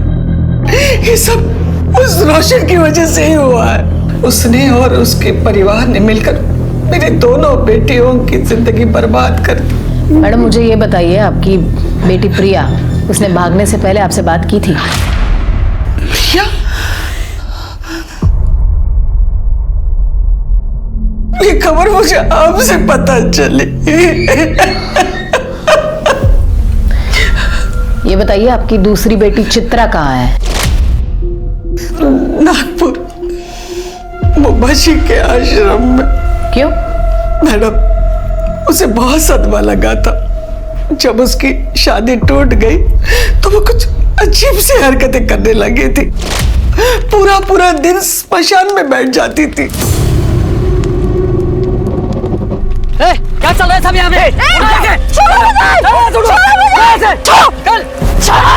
धीरे धीरे ये बात सारे गांव में पता चली तो सारे लोग उसके बारे में बात करने लगे। हर कोई उसे डरने लगा है। सुना है जिसके साथ उसका झगड़ा है उसके ऊपर काला जादू करती है चित्रा। देखिए, मेरे बेटे की वजह से आप लोगों को जो तकलीफ हुई है, क्या करता मैं तुम्हें सगन माफी मांगता हूँ। दिनकर बाबू, माफी मांगने से कुछ नहीं होगा। आप हम सब से वादा कीजिए गांव वालों से कि आप आपकी बेटी को गांव के बाहर छोड़ के आएंगे, नहीं तो पंचायत फैसला करेगी। क्यों गांव वालों? चलो रे, चलो। ओ भाऊ, देवा, आता काय करायचं? पूरे गांव वालों के साथ कैसे लड़ेंगे? इसीलिए तो कब से कह रही हूँ, सन्यासी बनना है मुझे, मुंबा जी के आश्रम में छोड़ो, फिर कोई कुछ नहीं कहेगा। हमें उसकी फिक्र थी मैडम, इसलिए इन्होंने छुट्टी ली और उसे मुंबा जी के आश्रम छोड़ा। कहाँ काम करते हैं आप? न्यू लाइफ बैंक में मैं सिक्योरिटी गार्ड हूँ। मुझे चित्रा का नंबर चाहिए। हाँ, देता हूँ मैं। वैसे वो मुंबा जी का आश्रम है कहाँ? रामटेक। शिरके, कैसी लगी कहानी? काफी इंटरेस्टिंग थी। अब पता करो कहानी में सच कितना है, झूठ कितना है। चित्रा के साथ साथ दिनकर का मोबाइल भी सर्विलियंस पे लगा दो, तब पता चलेगा दिनकर ने चित्रा को सच में मुंबा जी के आश्रम में छोड़ा था या सिर्फ कहानी बनाई थी।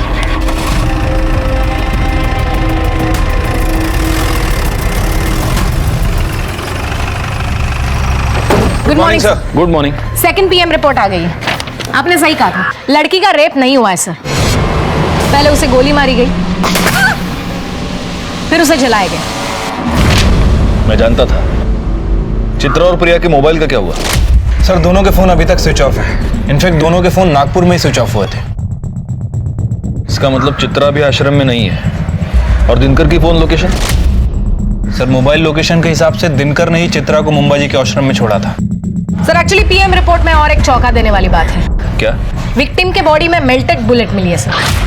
Melted bullet? Yes. Dinkar bank का सिक्योरिटी गार्ड है, उसके पास राइफल तो होगा ही।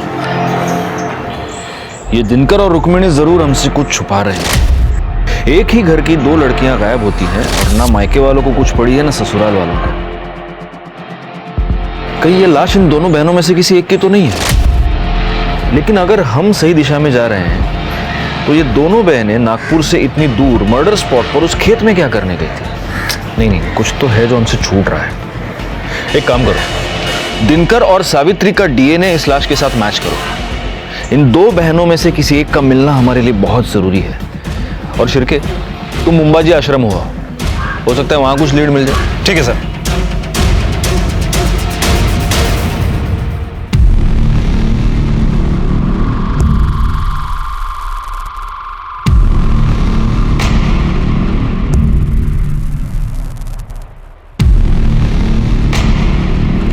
बाबा जी की जय हो।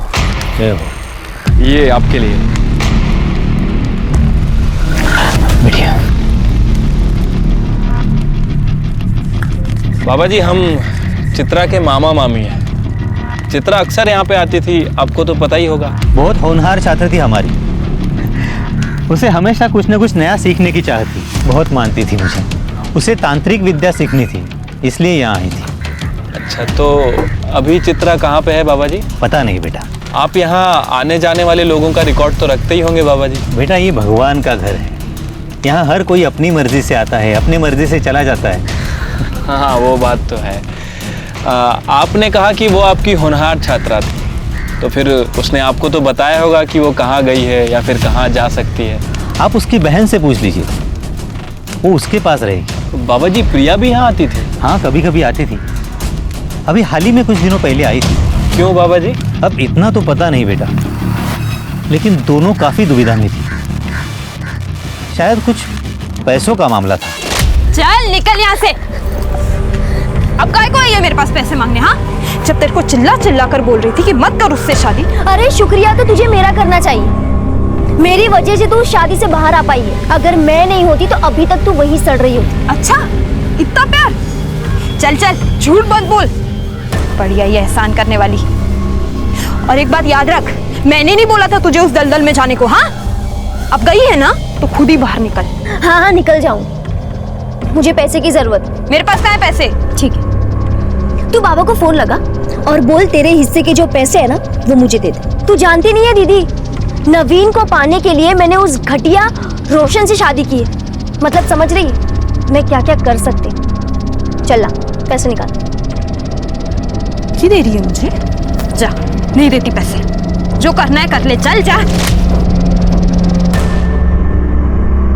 दोनों बहनें गायब थी। दोनों में पैसों की वजह से अनबन हो चुकी थी। क्या ये कारण था उन दोनों में से किसी एक के कत्ल का, या फिर कारण कुछ और था जहां पुलिस अभी तक पहुंच नहीं पाई थी? सावित्री और दिनकर की डीएनए रिपोर्ट से यह साबित हो चुका था कि कत्ल चित्रा या प्रिया में से किसी एक का हुआ था, लेकिन किसका? और आखिर इसके पीछे की वजह क्या थी? मेरे बच्चे। दूसरी रिपोर्ट से यह साबित हो गया था कि लड़की का बलात्कार नहीं हुआ था, और उसके शरीर में मिली मेल्टेड बुलेट यह बता रही थी कि उसकी गोली मारकर हत्या की गई थी। क्या राइफल याद है? इसी से मारा ना अपनी बेटी को? नहीं नहीं मैडम, भला मैं क्यों मारूंगा अपने बेटी को? क्या वजह हो सकती है? अगर तुमने चित्रा को मारा है तो वजह यह है कि तुम उससे तंग आ गए थे, क्योंकि चित्रा अपनी शादी तोड़कर तुम्हारे पास वापस आ गई थी, तुम्हारी नाक कट गई थी। और अगर तुमने प्रिया को मारा है तो उसकी वजह भी हम पता लगा लेंगे। नहीं साहब, मैं सच बोल रहा हूँ, मैंने किसी को नहीं मारा है। आप यकीन कीजिए मेरा। फिर ये राइफल खाली क्यों है? साहब कैसे सांगू तुम्हाला, हमें बुलेट्स घर लाने के लिए अलाउड नहीं है, और वैसे भी ड्यूटी खत्म होते ही मैं बुलेट्स सरेंडर कर देता हूँ। अच्छा, इस कागज में साफ लिखा है कि तुमने 2 एक्स्ट्रा बुलेट्स खरीदी थी, उसका क्या? साहब वो दशहरे के दिन शस्त्र पूजा होती है ना, उस दिन मैं एक बुलेट फायर करता हूँ। पिछले साल भी दशहरे के दिन मैंने एक बुलेट फायर की थी। और दूसरी बुलेट सीधे अपनी बेटी पे फायर की है ना? नहीं नहीं साहब, वो बुलेट जो है ना, एक बुलेट वो मैं शिकार पे गया था तभी फायर की थी मैंने। झूठ बहुत अच्छा बोलता है रे तू, लेकिन बैलिस्टिक रिपोर्ट से ये पता चल जाएगा कि तूने अपनी बेटी का मर्डर किया है या नहीं। पुलिस अभी तक इस नतीजे पर नहीं पहुंची थी कि आखिर कत्ल किसका हुआ है, प्रिया का या चित्रा का। केस अंदर ही अंदर नया जाल बुन रहा था, और तभी पुलिस के हाथ इस केस की सबसे महत्वपूर्ण कड़ी लगी। प्रिया का बॉयफ्रेंड नवीन, जो अब तक फरार था। प्रिया की शादी होने के बाद तुम्हारा उसमें इंटरेस्ट खत्म हो चुका था, लेकिन प्रिया सिर्फ तुम्ही से शादी करना चाहती थी, और वो इसलिए तुमसे जबरदस्ती कर रही थी। उससे तंग आकर तुमने प्रिया का मर्डर कर दिया, और उसकी लाश कोई ना पहचाने इसलिए उसकी लाश को जला दिया। ये हमको पता है। अब तुम सिर्फ इतना बताओ कि वो राइफल कहां से लाए थे। नहीं सर, मैंने कुछ नहीं किया सर, और प्रिया जिंदा है। क्या? प्रिया जिंदा है? हाँ सर, और हम दोनों ने शादी भी कर ली है। सर, प्रिया के आई बाबा ने उसकी शादी रोशन से तय की थी। और इसके बावजूद तुमने प्रिया से शादी की? हाँ सर, उसके शादीशुदा होने के बावजूद भी मैंने उससे शादी कर ली, क्योंकि सर उसने जो मुझे दिखाया सर, वो देख के मैं हैरान हो गया था। प्रिया तू काम आजा आगे लग लिया। नवीन, तुम इतना सोच क्यों रहे हो? अब जल्द से जल्द हम भाग जाते हैं, फिर सारी जिंदगी हम साथ में रहेंगे। नवीन, काय झालंय तुला? कुछ बोलता क्यों नहीं है तू? देखो प्रिया, मैं तुम्हारे साथ नहीं आ सकता। तुम्हारी शादी को बहुत दिन हो चुके हैं। नवीन बग, मेरे और रोशन के बीच में कभी कुछ नहीं था और ना ही कुछ हुआ है। तुम कहना क्या चाहती हो? मैं तुझे कुछ दिखाती हूँ। ये बग।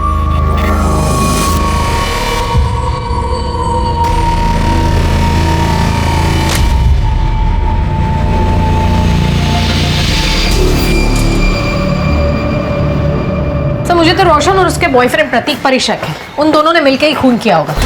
हो सकता है गुप्ता मैडम, लेकिन वो राइफल कहां से आया इन दोनों के पास? अगर मर्डर वेपन के बारे में कोई सबूत हमें मिल जाए तब हमारा शक जायज है। सर, इस नवीन का क्या करना है? एक काम करो, नवीन को लेकर उसके गांव वाले घर जाओ, वहां पर प्रिया होगी, उसे कस्टडी में लेना। और एक काम करना, उस घर की तलाशी भी लेना, हो सकता है वहां हमें कोई राइफल मिल जाए।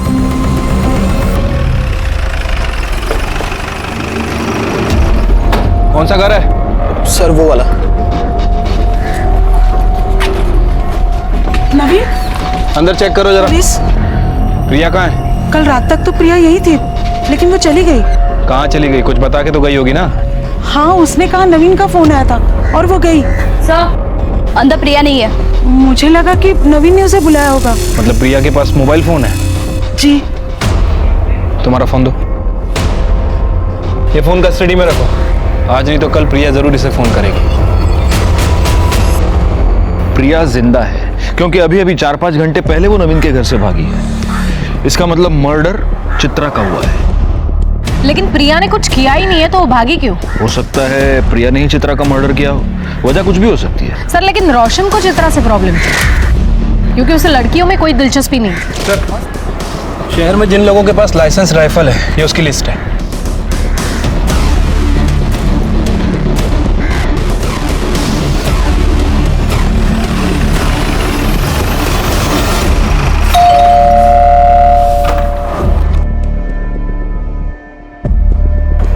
जी? इतना शॉक होने की जरूरत नहीं है।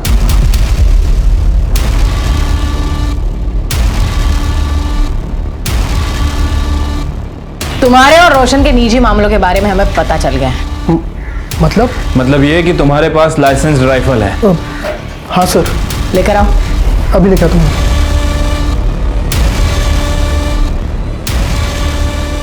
बुलेट्स कहाँ है? हाँ सर।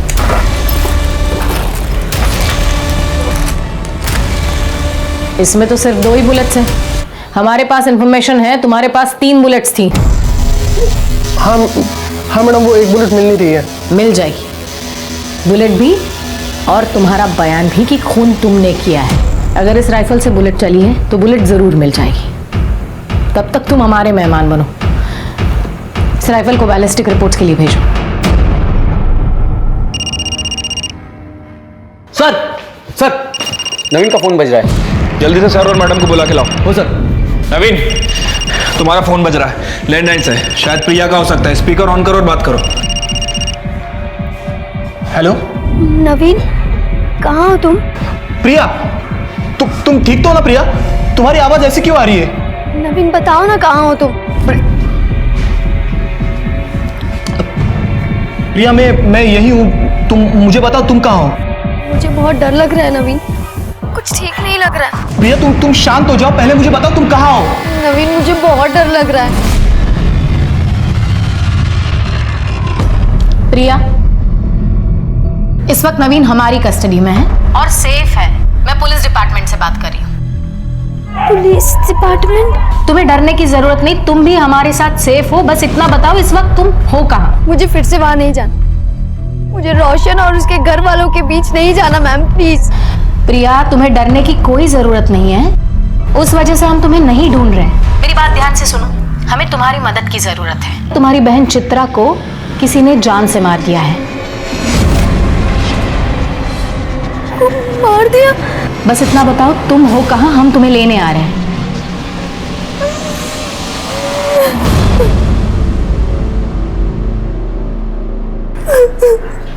अब हमें बताओ तुमने चित्रा को क्यों मारा? मैंने ऐसे कुछ नहीं किया है मैडम। मैं अपनी ताई को क्यों मारूंगी? तुम झूठ बोल रही हो। सच यह है कि तुम मंबाजी आश्रम गई थी चित्रा से मिलने के लिए। वहां पर तुम्हारा और चित्रा का झगड़ा हुआ। झगड़ा पैसों को लेकर हुआ था। तुमने चित्रा के पास पैसे मांगे, चित्रा ने तुम्हें पैसे देने से इनकार कर दिया।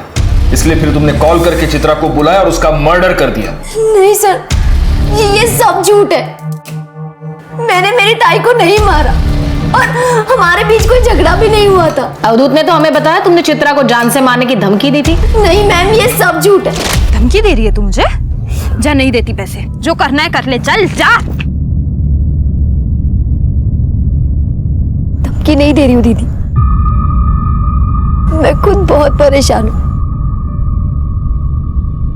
मैं नवीन से बहुत प्यार करती हूँ दीदी, और सिर्फ आप ही हो जो मेरी मदद कर सकते हो।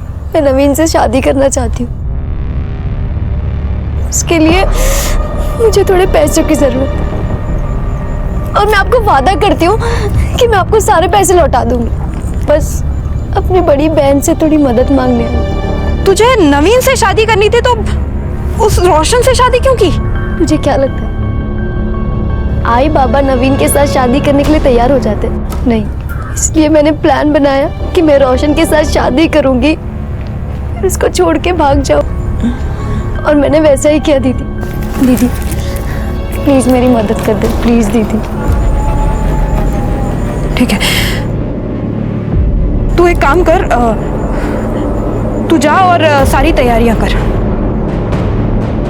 पैसों का बंदोबस्त हो जाएगा। पर दीदी तू इतने पैसे लाएगी कहाँ से? तेरे ससुर से। और वो तुझे पैसे क्यों देंगे? उन्हें देना ही होगा। काम जो ऐसे किए हैं उन्होंने, हर चीज का हर्जाना भुगतना पड़ेगा। आप यहाँ क्या कर रहे हैं? काय झालं का? घाबरू नको। छोड़िए मुझे। थाम थाम थाम थाम। तुम अभी जवान हो, तुम्हारी भी कुछ जरूरत है ना? मैं है ना, मैं पूरा करूंगा तुम्हारी जरूरत। हाँ। छोड़िए मुझे। तुमने चित्रा के साथ जबरदस्ती की, बाद में चित्रा ने तुम्हें ब्लैकमेल करना शुरू किया, तुमसे पैसे मांगने शुरू किए, और इसलिए तुमने उसका मर्डर कर दिया। देखो सच सच बता दो, वरना शिरके और भी तरीके जानता है मुंह खुलवाने के। शिरके मर विक्रम, बता। हाँ मैं मानता हूँ मैंने चित्रा के साथ जबरदस्ती की थी, लेकिन मैंने उसे नहीं मारा साहब, बल्कि वो मुझे मारना चाहती थी। वो क्यों? चित्रा मुझे आश्रम से फोन किया करती थी, कहती थी कि मैंने उसके साथ जो भी किया वो उसका बदला लेगी, काला जादू करके मुझे मार डालेगी। मैं बहुत डर गया था साहब, बहुत डर गया था मैं। अगर काला जादू करके किसी को मारा जा सकता तो दुनिया के सारे इंसान एक दूसरे को अब तक खत्म कर चुके होते। मैं सच कह रहा हूँ साहब, मैंने कुछ नहीं किया मैंने। तू ऐसे सच नहीं बोलेगा। शिरके इसके सारे कॉल रिकॉर्ड्स निकालो, पता करो ये किसके इसके साथ कांटेक्ट में था, कहां जाता था, और सबसे जरूरी बात, इस पर रेप केस फाइल करो। कौन सा रेप साहब? बताने वाली तो मर चुकी है, बॉडी कुछ नहीं कह सकती, और रेप को तो बहुत दिन हो गए, अब कुछ नहीं साबित हो सकता। सर कृष्णा सही कह रहा है, कृष्णा ने रेप किया है प्रूव करना बहुत मुश्किल है। लेकिन हमें कोशिश तो करनी होगी। एक बात बताइए, आसपास के जितने भी पेट्रोल पंप्स हैं उसके सीसीटीवी फुटेज आपने चेक किए? जी सर, लेकिन ऐसा कोई भी नहीं जो लास्ट कुछ दिनों में किसी भी पेट्रोल पंप से कैन से पेट्रोल लेके गया हो सकता है उसने बाइक में या कार में पेट्रोल भरा हो और वहां से कैन में डाला हो सकता है सर। Ballistic report. इस रिपोर्ट के मुताबिक दिनकर की राइफल से कोई बुलेट फायर नहीं हुई, लेकिन प्रतीक की राइफल से हुई है। सर प्रतीक के घर से हमने जो राइफल बरामद की थी उसमें से एक बुलेट मिसिंग थी। क्यों मारा तुमने चित्रा को? वो तो तुम्हें छोड़कर चली गई थी। नहीं सर, मैंने नहीं मारा चित्रा को। तो फिर प्रतीक ने मारा होगा, क्योंकि गोली तो तुम्हारी राइफल से चली थी। नहीं मैडम, मुझे उस बारे में कुछ भी नहीं पता। उस रात तुम दोनों साथ थे ना? हाँ सर, पर हम लोग जल्दी सो गए थे। झूठ बोल रहे हो तुम, क्योंकि चित्रा की डेड बॉडी में जो मेल्टेड बुलेट मिली है वो तुम्हारी बुलेट से मैच करती है। हो सकता है तुम दोनों ने मिलकर उसका मर्डर किया। ऐसा कुछ भी नहीं है, वो दोनों मुझे छोड़ के चली गई थी। हम दोनों का रास्ता साफ था, हम लोग ऐसा क्यों करेंगे? सर एक मिनट, कुछ बताना है आपको। सर मैंने कृष्णा के कॉल रिकॉर्ड चेक किए थे। सर मुझे लग रहा है कि मुजरिम हमारी आंखों के सामने ही था, लेकिन हम उसे पहचान नहीं पाए। मतलब? सर फोन रिकॉर्ड के हिसाब से आबाजी ने चित्रा को फोन किया था। ये आबाजी कौन? सर आबाजी वही आदमी है जिसने सबसे पहले हमें लाश के बारे में इंफॉर्मेशन दी थी। हाँ सर, और इसके बाद मैंने आबाजी के कॉल रिकॉर्ड चेक किए। सर पता चला है कि वारदात के ठीक एक दिन पहले आबाजी ने चित्रा को फोन किया था, और वारदात वाली रात चित्रा ने आबाजी को फोन किया।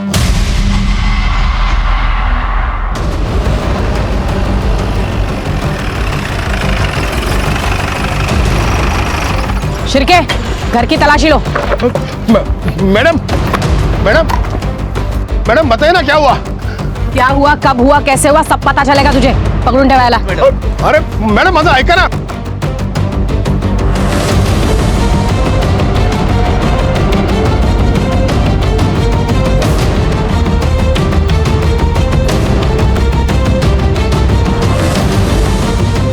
मैम, अंदर एक कैन और पाइप मिला है।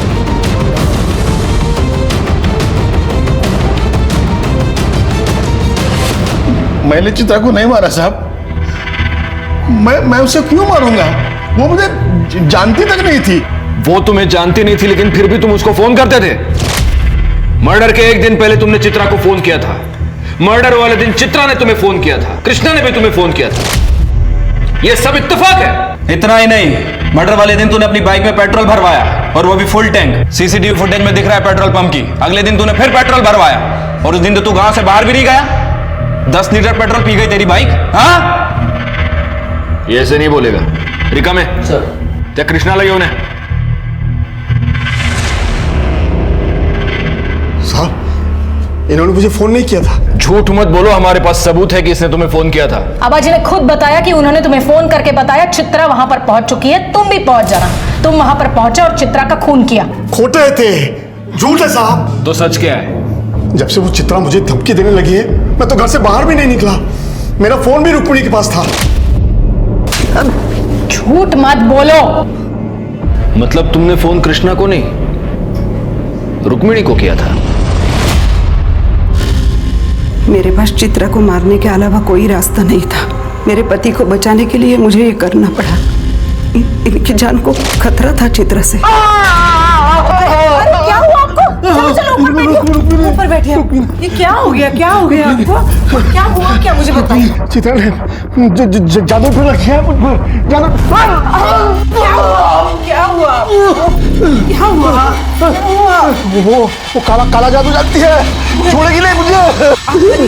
चलिए मत, सब ठीक कर दूंगी। इन्हें जरूर कुछ हुआ है। मुझे डर है कहीं ये पागल ना हो जाए। मुझे पता है ये सब उस चित्रा का किया धरा है। आप उसे कह दीजिए, उसे जितने पैसे चाहिए ना, हम देने के लिए तैयार हैं, लेकिन इन्हें कुछ नहीं होना चाहिए। देखो चित्रा, रुक्मिणी जी तुम्हें जितने पैसे चाहिए उतने देने के लिए तैयार है, लेकिन इसके आगे तुम कृष्णा जी को कभी परेशान नहीं करोगी, ना उनसे मिलोगी, ना उनको फोन करोगी। ठीक है। चित्रा ने मुझे फोन किया था। क्यों आ रही है? अरे तुम आ गई बेटी, आओ। नमस्कार काका। नमस्कार नमस्कार। पैसों का इंतजाम हो गया है, वो पैसे लेके आते होंगे। तुम बैठो ना, बैठो। वो आ गई है, तुम लोग जल्दी आओ। हाँ ठीक है। मैं रोशन के कमरे में गई। मैंने देखा रोशन और प्रतीक गहरी नींद में थे। मैंने प्रतीक की जेब से उसके घर की चाबी निकाली और चुपचाप वहां से चली गई। बाहर मनोहर मेरा इंतजार कर रहा था। उसके साथ उसका एक दोस्त भी था। मनोहर ने अजय को पैसों का लालच देके इस काम में शामिल कर लिया था। वो देखो सामने बैठिए, सामने बैठो। चलो चलो चलो। पकड़ उसे। कौन हो तुम लोग? चलो, अरे चलो जाओ। प्रतीक की बंदूक लेके हम वहां पहुंचे और चित्रा खुद जान पाए उसके पहले ही उसका मुंह बंद कर दिया और उसे बचाओ! अबे रुक! पकड़ उसे! रुक! गोली की आवाज आबाजी के लिए इशारा था। ये पेट्रोल लेके खेत में पहुंचे। चित्रा का मर्डर भले ही रुक्मणी ने करवाया था, लेकिन इसके पीछे की सोच हमारे रूढ़िवादी समाज से आती है। रुक्मणी ने अपने बेटे की होमोसेक्सुअलिटी को छुपाने के लिए उसकी जबरदस्ती शादी करवाई, अपने घर में अपने ही बेटे और अपने पति द्वारा उस पर अत्याचार होने दिया और चुप रही। और जब चित्रा बागी हो गई तो उसे मरवा दिया। गलती चित्रा की भी थी, जिसने सब कुछ चुपचाप सहा और गलत तरीके से कृष्णा से बदला लेने की कोशिश की और अपनी जान गंवा बैठी। ये बात याद रखना बहुत जरूरी है कि बुराई से बुराई पर जीत नामुमकिन है। इंसाफ की लड़ाई सिर्फ और सिर्फ सच से जीती जा सकती है। अब मैं अनूप सोनी आपसे विदा लेता हूं। फिर मुलाकात होगी क्राइम पेट्रोल सतर्क के ब्लैक हेडलाइंस अध्याय में एक और नए केस के साथ। और याद रखें, क्राइम और आपके बीच में सिर्फ इतना फर्क है कि आप कितने सतर्क हैं। सतर्क रहें, सुरक्षित रहें। जय हिंद। इस तरह के और भी एपिसोड देखने के लिए हमारे चैनल को सब्सक्राइब करें और बेल आइकन दबाना ना भूलें।